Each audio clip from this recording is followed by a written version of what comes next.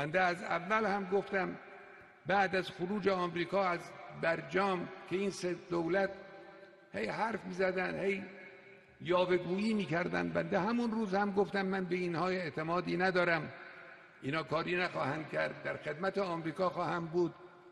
امروز کاملا واضح شده از بعد از گذشت حدود 1 سال معلوم شده است که اینا به معنای واقعی کلمه پادو آمریکا هستند.